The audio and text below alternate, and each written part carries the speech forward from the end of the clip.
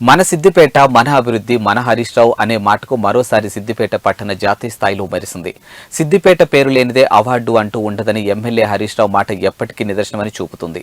మన సిద్దిపేట ప్రతి ఏటా ప్రకటించే స్వచ్ఛ సర్వేక్షణ్ అవార్డులు జాతీయ స్థాయిలో సిద్దిపేట పట్టణం మెరిసింది. ఇక సిద్దిపేట అంటేనే స్వచ్ఛత, సిద్దిపేట అంటేనే శుభ్రత, సిద్దిపేట అంటేనే శుద్దిపేట అనే మాటలకు ఈ అవార్డులే నిదర్శనం. ఇక చెత్త సేకరణలో సమర్థవంతంగా నిర్వహణకు, తడి పొడి హానికర చెత్తలను వేరు చేయడం, పారిశుద్ధ్య నిర్వహణపై ప్రజల్లో చైతన్యం తేవడం పట్ల ముఖ్యంగా సిద్దిపేట పట్టణ పరిశుభ్రత పట్టణమని, సిద్దిపేట శుద్దిపేట అని దక్షిణ భారతాన మెరిసిందని, మన సిద్దిపేట హరీష్ రావు నిత్యం పర్యవేక్షణ నడుస్తూ చెత్తను వేరుదాం అని ప్రజల్లో గొప్ప చైతన్యం తెచ్చిన మున్సిపల్ కౌన్సిలర్లు, అధికారులు, సిబ్బంది పనితీరుకు ఇది గొప్ప ప్రశంస. ఇక దేశంలో జాతీయ స్థాయిలో జోనల్ విభాగంలో 1,00,000కు పైగా జనాభా ఉన్నటువంటి మన సిద్దిపేట పట్టణం స్వచ్ఛ సర్వేక్షణలో దక్షిణ భారతదేశంలో అగ్రస్థానంలోనూ నిలిచింది.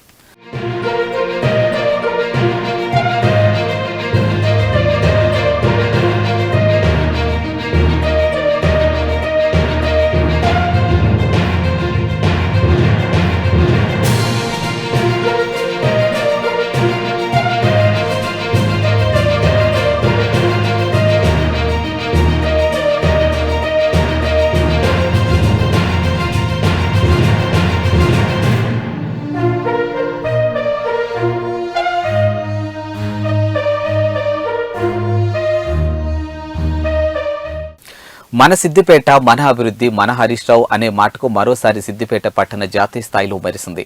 సిద్దిపేట పేరు లేనిదే అవార్డు అంటూ ఉండదని ఎమ్మెల్యే హరీష్ రావు మాట ఎప్పటికీ నిదర్శనమని చూపుతుంది.